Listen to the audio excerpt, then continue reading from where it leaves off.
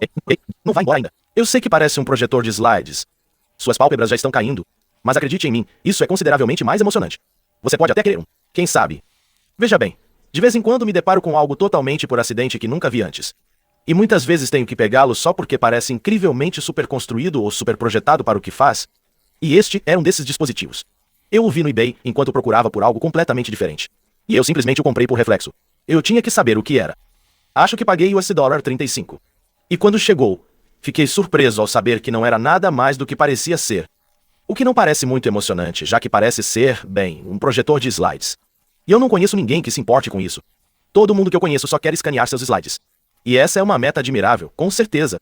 Um dos meus amigos, o cara que é dono do enorme scanner de tambor Heidelberg, que mencionei alguns vídeos atrás, comprou recentemente uma caixa inteira de slides de um fotógrafo aposentado e os digitalizou em sua mesa digitalizadora, creio, extremamente potente.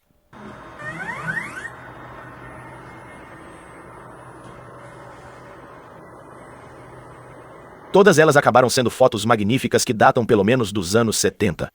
Incluindo algumas de uma parte do Monte S&T, Helens que temos certeza de que não existe mais. Há vários outros locais notáveis e alguns com Ansel Adams. Então é tudo muito legal. Mas acho que nunca conheci ninguém que se importasse em projetar slides em vez de apenas digitalizá-los. Quer dizer, tenho certeza de que eles estão por aí, mas nunca conheci ninguém assim. Então, acho que não conseguiria convencer ninguém a se importar com um projetor. Mas o que torna essa coisa interessante é que é uma espécie de opção intermediária. Não é um projetor, nem um scanner, nem um digitalizador, mas é para converter seus slides em um formato eletrônico, como você pode ver no painel traseiro. Já entendeu a ideia? Vamos conectá-lo. Vamos apenas conectar sua entrada básica de vídeo composto aqui. Funciona com seus bons e velhos 110 volts norte-americanos. E eu já tenho um monte de slides carregados. Então nós apenas apertamos o botão e há um slide. Eu tenho mais alguns aqui. Eu não consigo lembrar de onde eles vieram. Eu acho que talvez um espectador tenha enviado isso para mim. Mas há uma coleção inteira de fotos aqui, variando do que parecia ser apenas algumas fotos decentes de paisagens. Há algumas fotos aqui, eu acho, das férias de alguém em vários lugares diferentes do mundo. Ah, e então há uma caixa inteira de fotos que parecem ser de um vulcão. E tenho certeza de que essas devem ter sido de um pesquisador, algum tipo de profissional. Porque, bem, não acho que você possa tirar esse tipo de foto nas férias. Realmente abrange toda a gama. E podemos ver tudo isso em NTSC analógico brilhante, porque é isso que essa coisa é. É um conversor de slides para vídeo. Especificamente, é o Elmo TRV34H. Vamos tirar isso daí. Esta parece ser uma entrada tardia em uma série de dispositivos semelhantes da Elmo, uma empresa japonesa que fabricava câmeras de filme e projetores em meados do século XX. E não sei quão grande eles já foram nesses campos. Talvez eles fossem enormes, não sei. Em todo caso, aparentemente em meados dos anos 80, eles descobriram a tecnologia CCD e simplesmente fizeram uma mudança radical para fazer câmeras de documentos. Essas são basicamente uma versão eletrônica de um retroprojetor. É uma câmera fixa que aponta para uma superfície, então você pode simplesmente colocar um documento e vê-lo instantaneamente em uma tela de TV ou assim. Eles acabaram se tornando muito populares nas escolas, o que levou a Elmo a deixar a esfera do consumidor para se concentrar inteiramente na educação, que é onde eles ainda estão hoje em dia. Mas suspeito que isso também tenha sido uma grande parte do apelo do TRV-30 Fivas. Um problema comum com projetores, particularmente os mais antigos, eu acho, é que eles geralmente não conseguiam sobrepujar a iluminação do ambiente. Sempre que tínhamos apresentações de slides quando eu estava na escola, eles tinham que desligar todas as luzes, o que significava que o professor não podia, pausar a apresentação e fazer anotações no quadro branco ou algo assim. Não que eles pudessem, de qualquer forma, já que a tela do projetor estava permanentemente montada na frente do quadro branco e mesmo com as janelas sombreadas, a luz filtrada ainda interferia na imagem. E essa é basicamente minha briga com projetores em geral. Eu nunca gostei muito deles. Os modernos funcionam melhor com iluminação de ambiente, mas ainda parecem vagos e insípidos aos meus olhos. Por outro lado, um CRT colorido de 32 polegadas é bastante visível sob iluminação normal. Ele tem ótima saturação e contraste. É grande o suficiente para que uma classe de tamanho médio possa vê-lo facilmente e você pode colocá-lo onde quiser. Então, se eu estivesse ensinando em, 1992 e precisasse mostrar alguns slides, eu provavelmente preferiria um desses apenas conectado a uma TV. Sempre houve produtos de consumo para converter slides em vídeo, e eles geralmente eram muito mais simples. Por exemplo, havia pequenos aparelhos de plástico baratos, gadgets com uma lente e uma tela.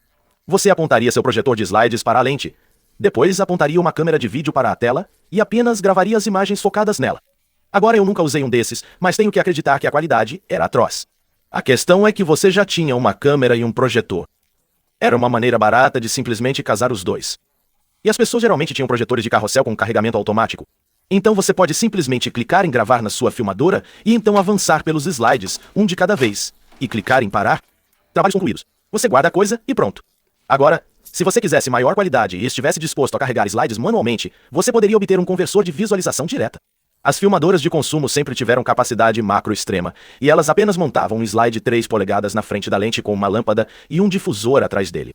Ou então você deveria simplesmente segurá-lo em frente a uma lâmpada ou a uma janela, em um dia ensolarado. Então você apenas bloqueou seu foco e pronto. Você tem uma imagem nítida e agradável ao custo de um tédio extra para trocar slides. Então o elmo aqui, isso divide a diferença. A porta na frente parece que vai revelar uma lente, mas se abrirmos, na verdade há uma lâmpada lá dentro.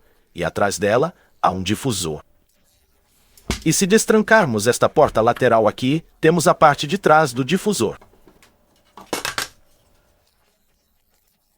O slide fica ali e atrás dele temos uma câmera e um mecanismo de lente. Se eu iluminar isso por trás e enfiar uma ferramenta aqui, você verá que esta é apenas uma câmera de vídeo completamente comum. Então, essencialmente, o que temos aqui é um desses conversores de slides de visão direta, exceto que em vez de usar uma filmadora de consumidor, ele tem um módulo dedicado que é construído diretamente em um mecanismo de projetor de slides normal. Isso lhe dá o melhor de todos os mundos possíveis. E eu vou expandir mais sobre o que exatamente isso significa. Mas a questão é, quem diabos precisava disso? Bem, eu realmente não consegui encontrar nenhum material de marketing para esta coisa, então não tenho certeza para quem exatamente eles anunciaram, mas tenho certeza de que nenhum consumidor teria comprado isso. Nós vamos entrar nisso, mas essa coisa era cara, e teria sido um luxo absurdo. Quer dizer, nenhum dos produtos de consumo para fazer isso era particularmente conveniente ou de alta qualidade, mas eles custavam cerca de $30, certo? Então a troca de qualidade ou tédio valeu mais do que a pena em comparação com a compra de uma outra câmera e projetor, basicamente apenas para fazer essa tarefa. Mas, obviamente, para um profissional, pode valer a pena. Você obtém qualidade máxima, máxima conveniência, compacidade, alta portabilidade. Todas as coisas importantes. Como você não precisa ter 3 equipamentos separados, você pode encaixá-lo onde qualquer outro projetor caberia. E tem a alça de transporte ali. Então podemos simplesmente pegá-lo e levá-lo para onde precisarmos apresentar. Então uma escola inteira poderia compartilhar uma ou duas dessas coisas. E provavelmente foi assim que aconteceu, porque, sim, tenho certeza de que eram bem caros. Não tenho certeza de qual era o preço sugerido desse modelo em particular. Mas o TRV 35G anterior de 1988 custava cerca de $2.000. O equivalente a cerca de $2.000, o equivalente a cerca de $5.000 hoje em dia. E pelo que vale a pena, alguém na Usenet em 1996 ainda estava tentando vender um desses por $2.200. O problema é que ele o descreve como um vídeo trans do elmo, que na verdade pode ser um de vários produtos. Então, vamos fazer o tour dessa coisa e depois voltaremos a isso. Para ser honesto, você já viu 95% do que ele faz. Basicamente não há outras funções, e a maior parte dessa coisa é basicamente apenas um projetor de slides comum. Claro, talvez você não saiba como elas funcionam, então acho que posso lhe contar um pouco. Eu mal sei como eles funcionam, mas o básico é direto. Havia muitas variantes de projetores de slides, mas esse design de carrossel era bem comum. A coisa em cima é o carrossel que é removível, e eles eram populares porque permitiam que você carregasse até 80 slides de uma vez. Até onde eu sei, a Kodak originou esse design, e havia clones e variações, mas os da Kodak estavam em todo lugar. Na verdade, esta é uma marca Kodak, e é muito comum encontrar pilhas inteiras delas no fundo de armários em leilões de imóveis, nessas caixas Kodak laranja vivo. Eles são muito simples de usar. Você só carrega slides em cada um desses slots. Simples assim. Embora eu admita que não tenho a mínima ideia de qual direção isso deveria estar. Elas estão etiquetadas deste lado em direção à tela, mas qual delas é a tela? Seria assim? O que é isso? É assim que você normalmente faria, porque a tela estaria lá. Mas aqui eles colocaram a câmera dentro. Então eles fizeram você virar, ou eles espelharam a câmera para compensar isso. Eu não sei. O que posso dizer é que você tem que colocá-los de cabeça para baixo. Agora, não sei se essa é uma prática normal em um projetor real, mas meu palpite é que sim. Porque, de modo geral, com um arranjo de lentes simples, a imagem fica invertida quando é projetada. Então imagino que é assim que você normalmente faria. Mesmo assim, você provavelmente verá algumas fotos ao contrário neste vídeo, mas acho que isso também era um fenômeno comum naquela época. De qualquer forma, depois de carregar todos os slides, você pode encaixar este anel de travamento, o que evita que eles caiam. Veja, eles estão todos travados em seus respectivos slots. Sabe de uma coisa, eu coloquei 2 slides no mesmo slot, não foi? Sim, eu fiz. As pessoas devem ter feito isso de vez em quando. De qualquer forma, isso torna o carrossel portátil e intercambiável. Se divulgarmos aqui, explicarei tudo isso em um momento. Podemos simplesmente retirá-lo da máquina. Veja, sem nenhuma queda da apresentação de slides. Então você pode armazenar isso. E quando você quiser visualizar esse conjunto de slides, basta trazê-lo, colocá-lo na máquina e pronto. Há um braço sob esse slot específico aqui, que abaixa cada slide no caminho da imagem. E se apenas inclinarmos aqui, você provavelmente pode ver isso. Quando apertamos o botão, ele levanta o slide, avança para o próximo e o abaixa no caminho do feixe. E você pode realmente ver isso acontecendo na TV aqui, porque a câmera não desliga entre os slides. Ele apenas desliga a luz na frente. Então, se você olhar atentamente, você pode ver o braço se movendo, o que eu acho muito legal. Então, sim, isso é completamente sem esforço e totalmente automatizado. Quando terminar, basta apertar o botão de liberação, girar o carrossel, retirá-lo e pronto. Você estará pronto para passar para uma apresentação de slides diferente. E eu acho que a ideia era que você iria de férias, tiraria 1000 fotos, escolheria 80 boas e as carregaria em uma dessas. E então, quando você quisesse mostrar aquela viagem em particular, você simplesmente a desempacotaria, colocaria no projetor e pronto. Não há necessidade de carregar os slides um por um. Muito conveniente. E um mecanismo bacana também. Veja, na parte inferior deste carrossel, temos uma chapa de aço galvanizado com uma ranhura cortada, mas todas as outras ranhuras estão bloqueadas para que os slides não caiam e a chapa fique travada no lugar. Não pode girar. Mas quando você a instala no projetor, ela destrava esta trava aqui que permite que a chapa gire separadamente do carrossel. Se colocarmos isso de volta na posição inicial, e aqui ele encaixa na posição. Então o carrossel vai em cima aqui, obviamente do outro lado para cima. E então essa cunha de plástico, isso fica entre esses dois pinos quando a coisa está parada. E então quando você aperta o botão avançado, você pode ver que ele puxa para trás. E então a lingueta ao lado dele desliza entre os pinos para girá-lo em um slot. E o propósito dessa cunha aqui é indexar o carrossel. Em outras palavras, suponha que ele gire tanto, mas não pouse em um intervalo perfeito.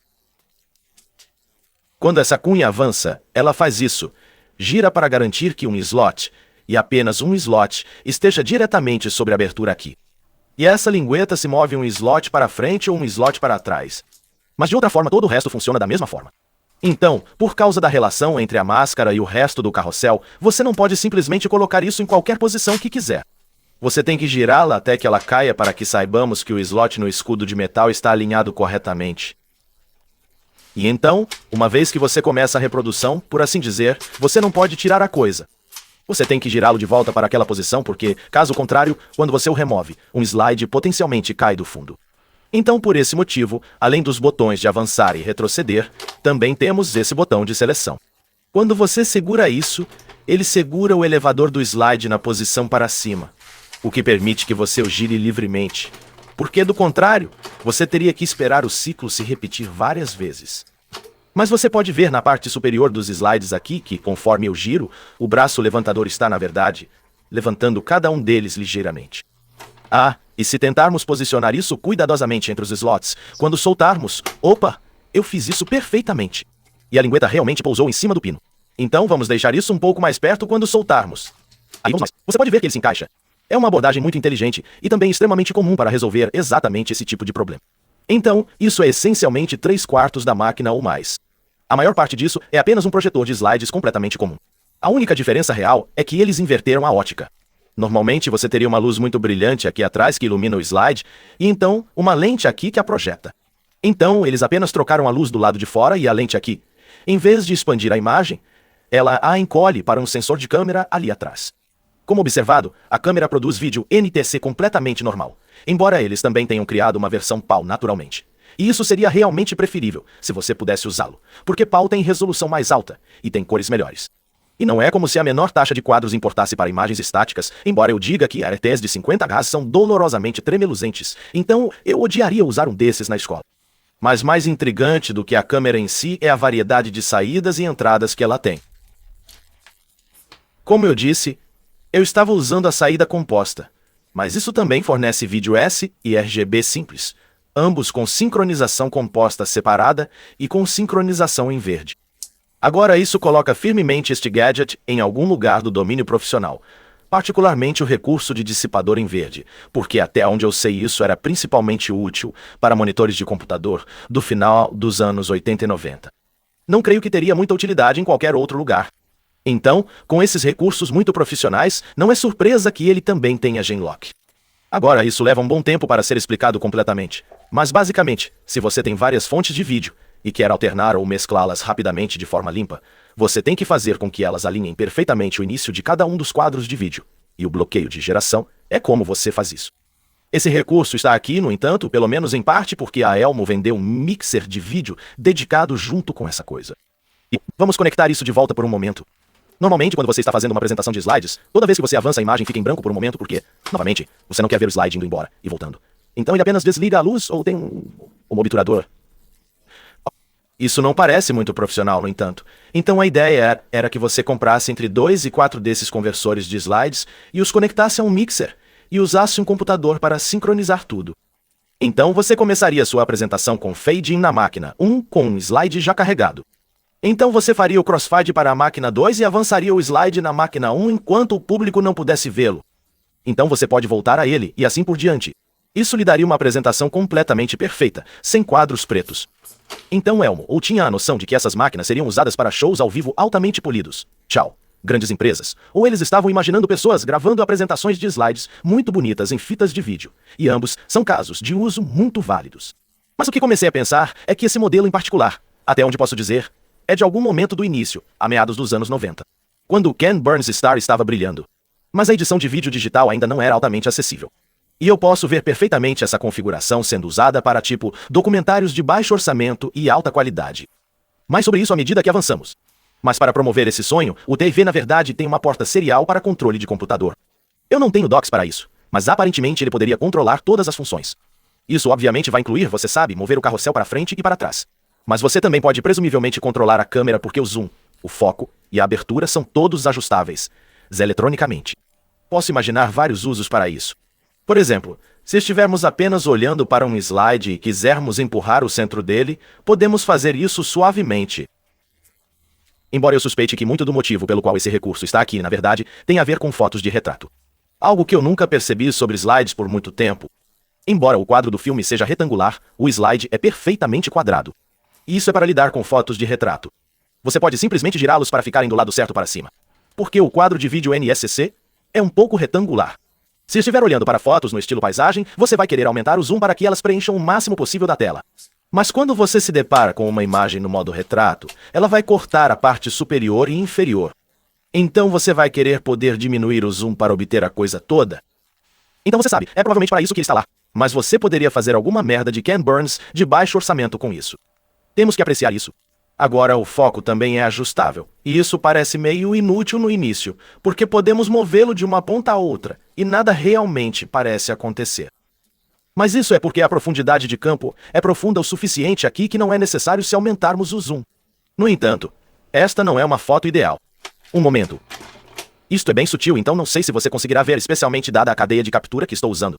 Mas quando aumentamos o zoom totalmente, a profundidade de campo é rasa o suficiente para que ela realmente fique fora de foco. E podemos ajustar isso. Aí está.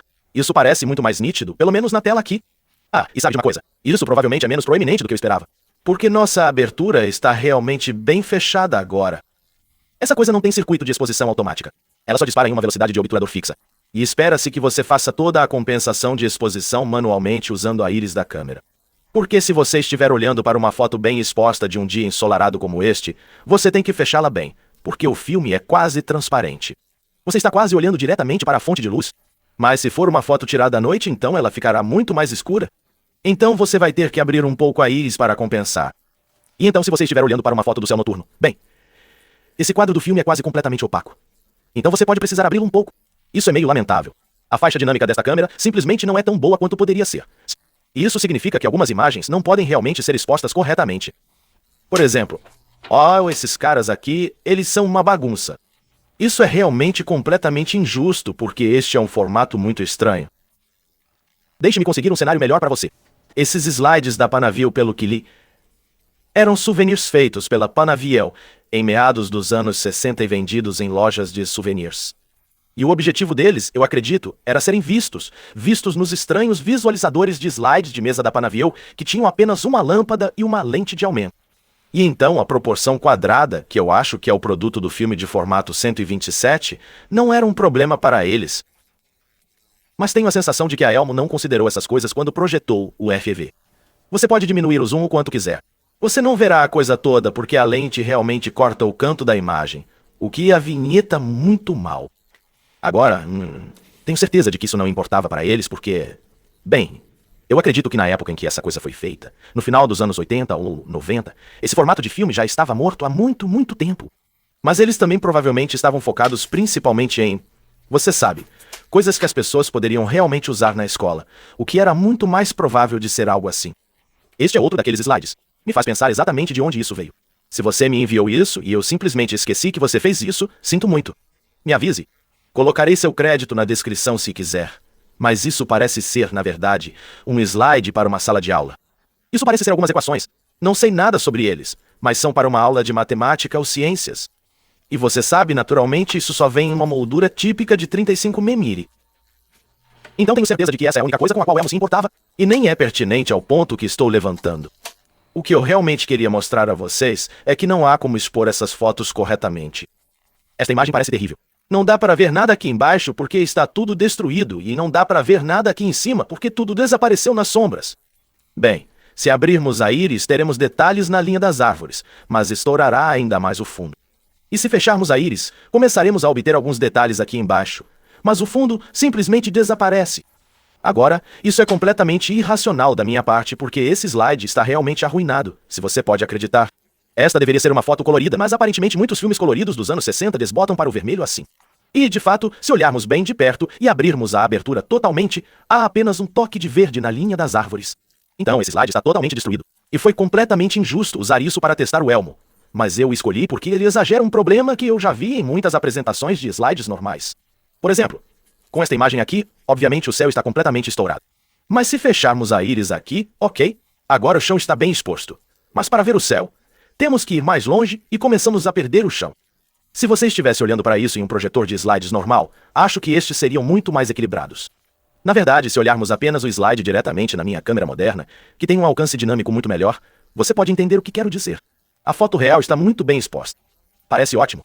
Você pode ver todas as partes dele de uma vez, pelo menos enquanto estiver olhando através de um sensor que pode lidar com uma gama tão ampla de tons.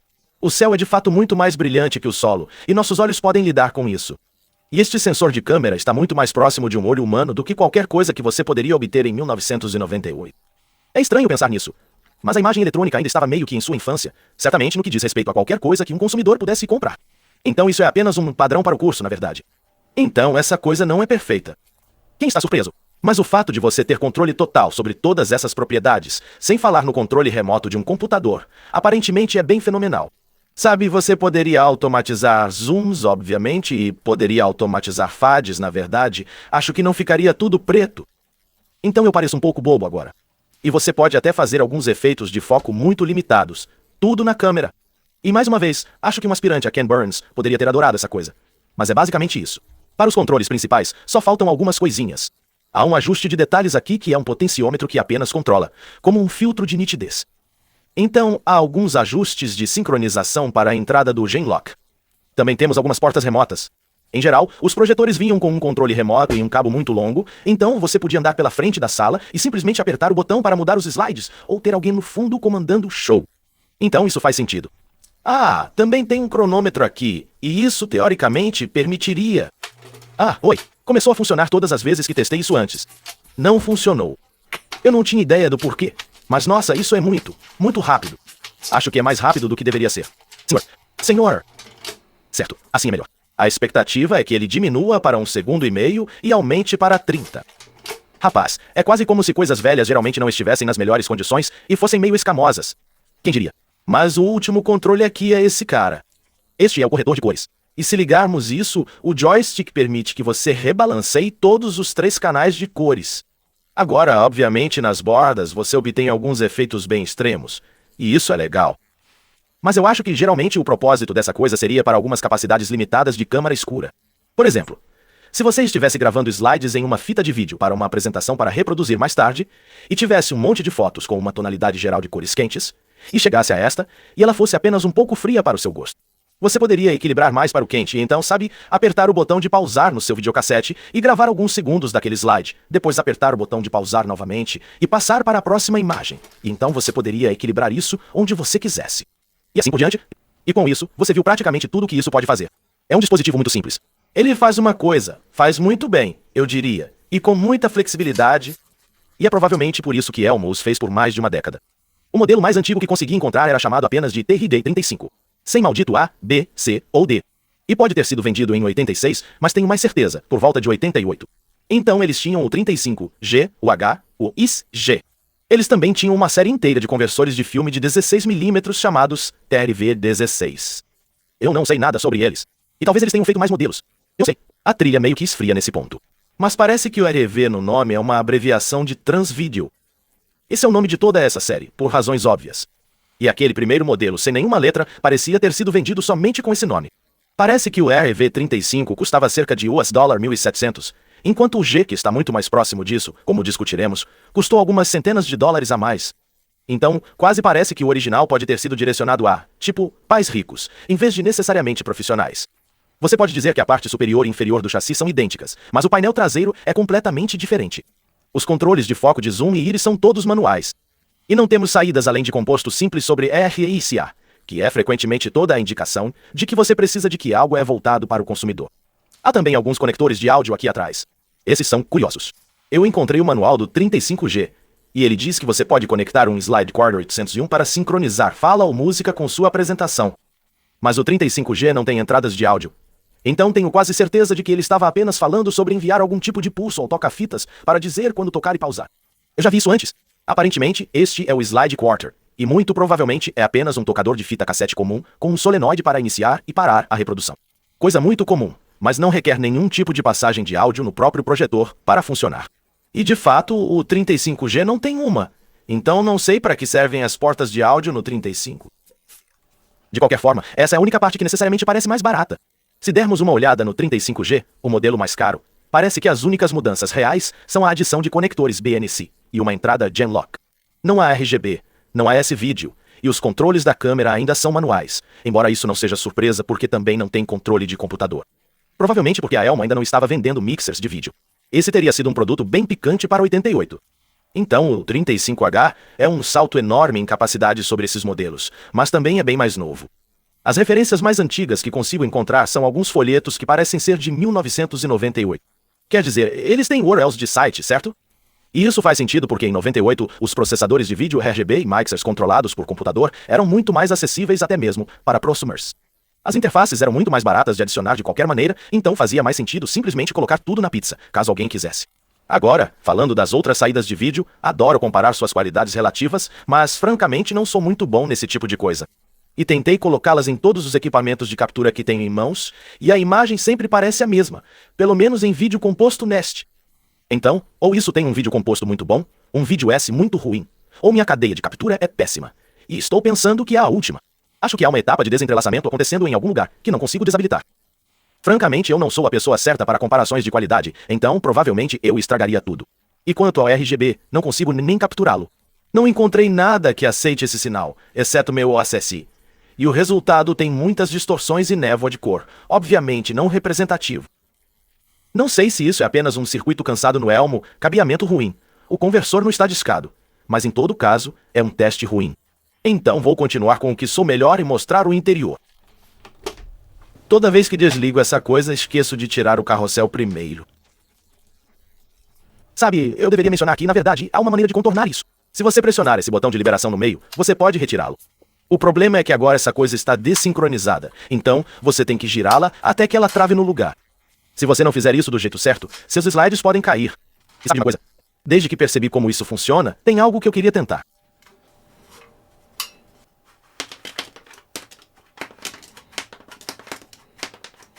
Ok, isso não é nem de longe tão satisfatório quanto eu esperava. Além disso, não faz sentido se você realmente precisa descarregar um desses em massa. Bem, é tão fácil quanto isso. Peço desculpas por ser tão maldoso com esses slides. Eles já estavam surrados quando os recebi. Certo, adoro fazer isso.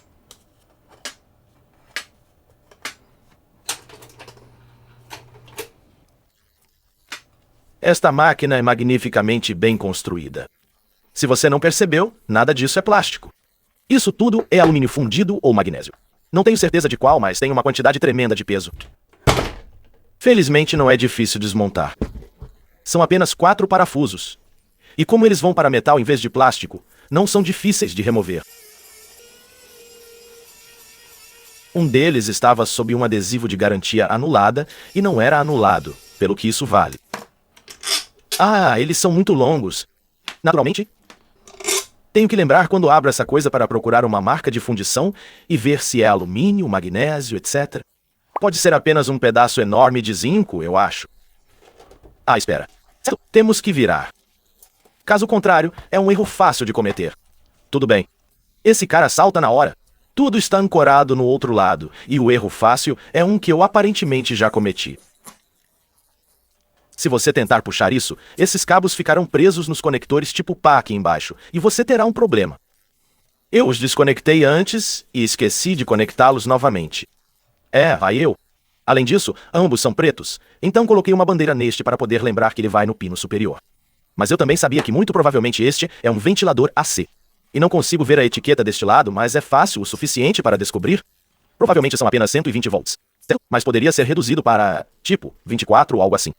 Sim, apenas 120 volts. Não é surpresa? Então aqui está o essencial de toda a operação. E você pode ver que esses são realmente 2 dispositivos muito diferentes. A metade traseira aqui está totalmente preocupada em processar a saída do módulo da câmera e controlá-la. É claro. Então são muitos fios minúsculos e microeletrônicos. Mas então, assim que você chega a este lado, são apenas peças eletromecânicas grandes e robustas com, tipo, 6 ou 7 células cerebrais espalhadas por toda a seção. Porque tudo o que isso faz é controlar o projetor de slides.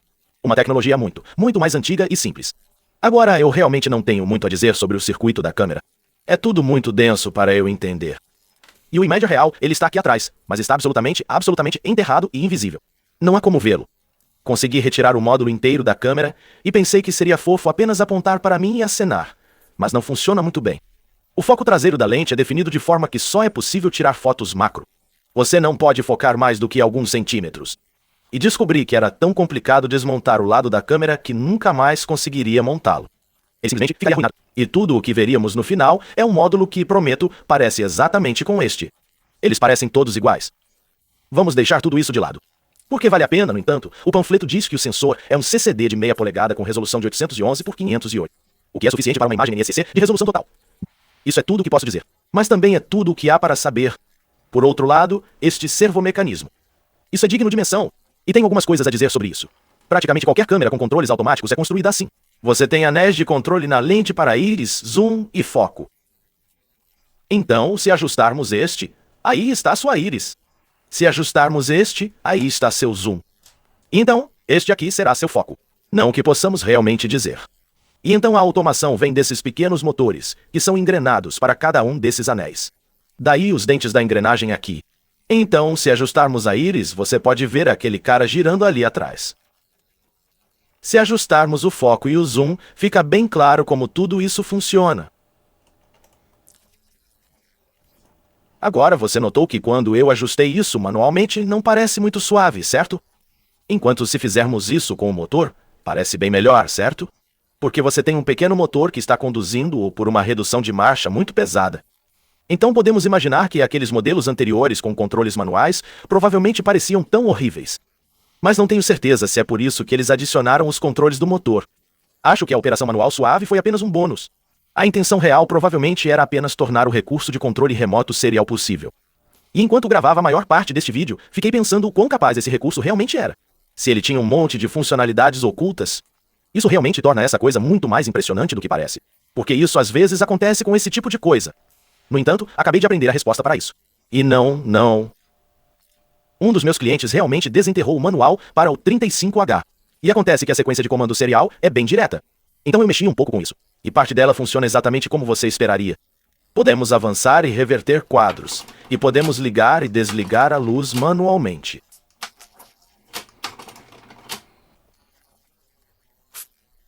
Que fofo. Mas outras coisas são um pouco mais decepcionantes. Por exemplo, se fizermos uma pequena sequência de calibração aqui, esta é a máquina se zerando, descobrindo onde está o entalhe. Leva um tempo incrivelmente longo.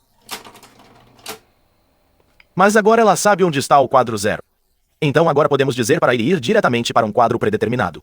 Por exemplo, isso dirá para ele ir para o slide 20, o que deve ser feito um passo de cada vez.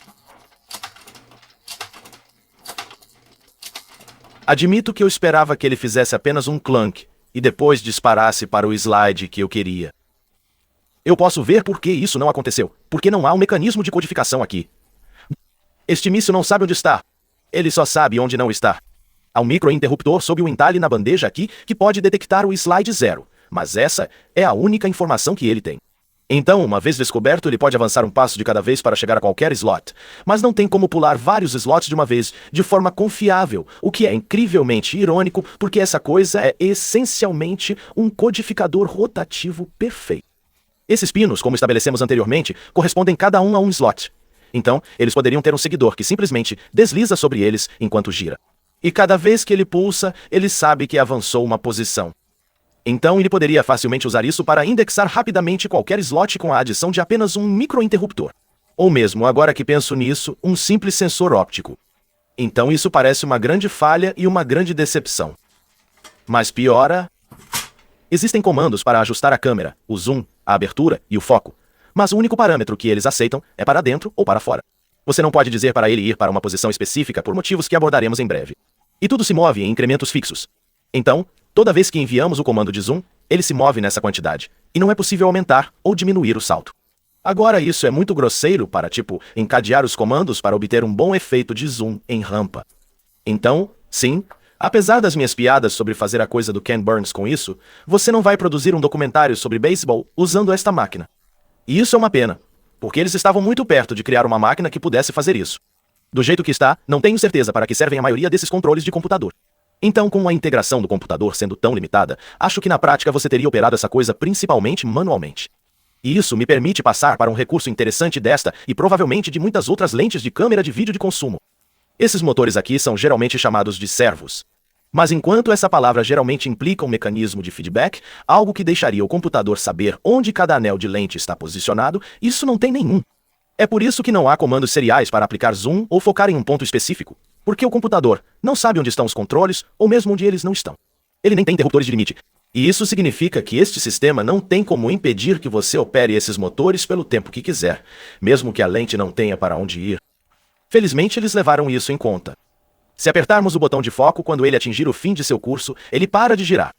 Mas o motor continua funcionando porque tem uma pequena embreagem. Este aqui é o mecanismo de embreagem. Esta mola está sob tensão entre este capitão de extremidade de plástico e esta engrenagem. A engrenagem está realmente girando livremente no eixo. A única coisa que faz girar com o motor é a tensão dessa mola.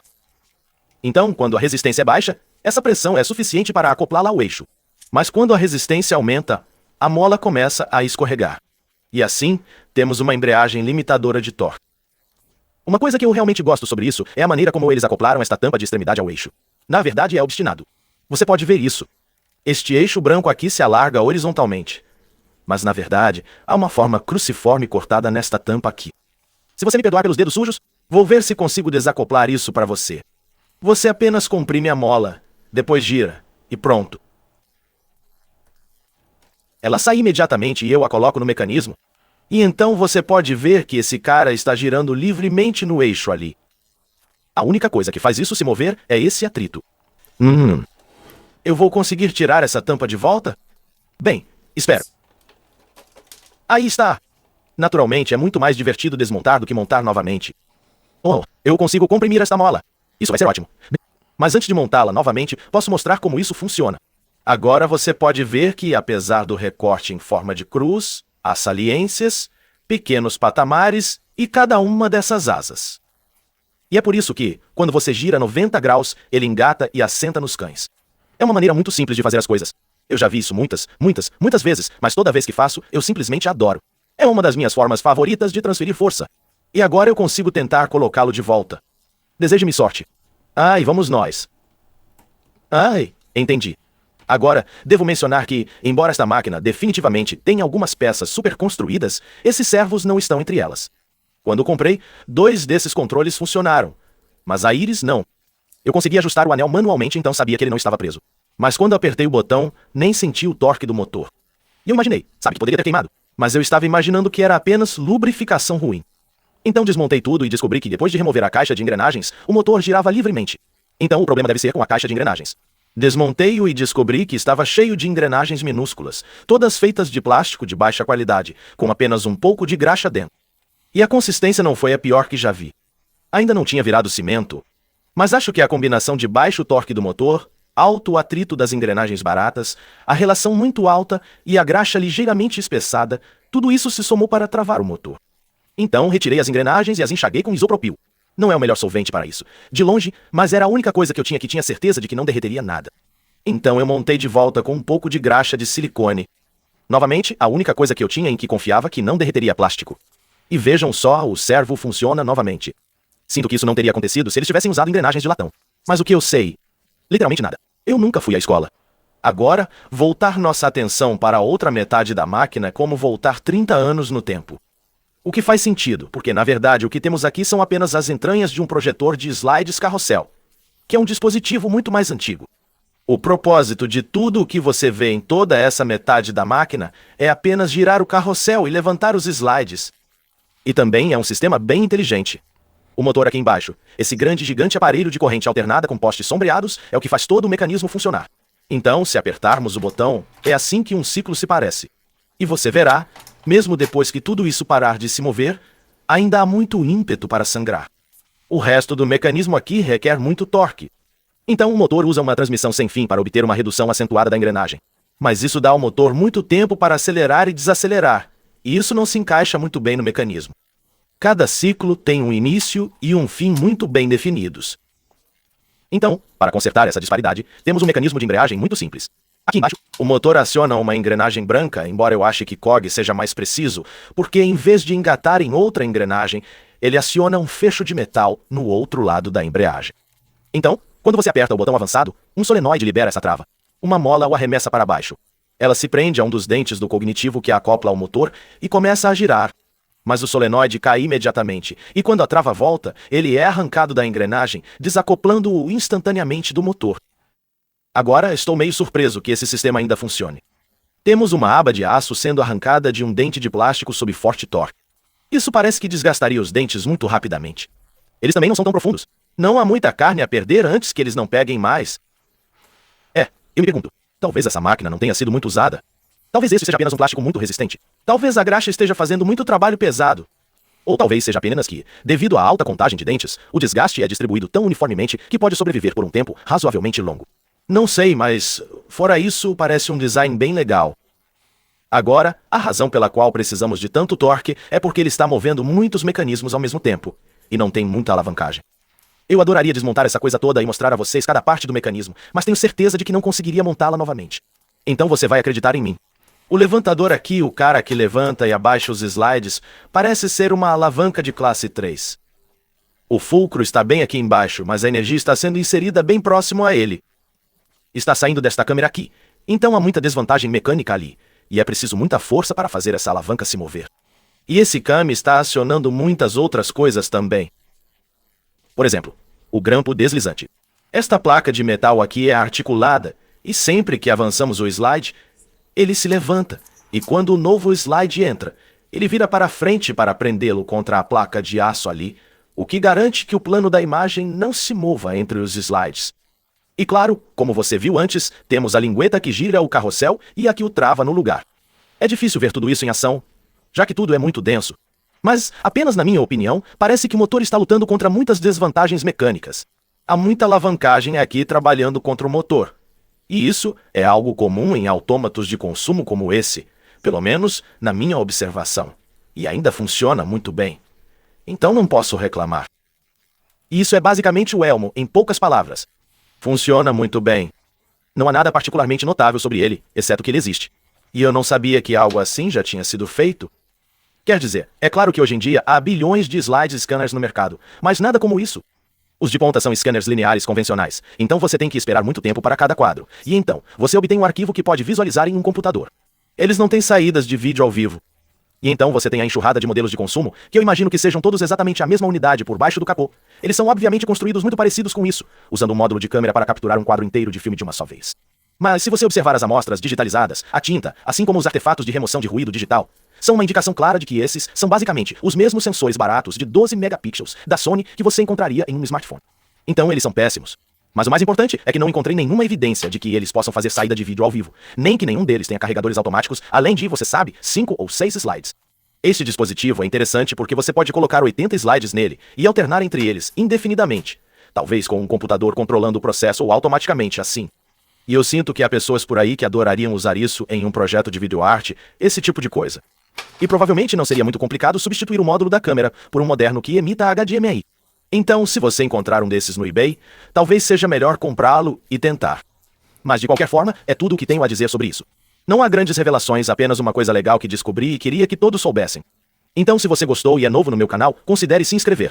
Se ainda não o fez, lembre-se de ativar as notificações se quiser saber quando eu postar coisas novas. Mas se você realmente gostou disso e quer ter certeza de que eu possa continuar fazendo coisas assim, considere me apoiar no Patreon, como essas pessoas estão fazendo.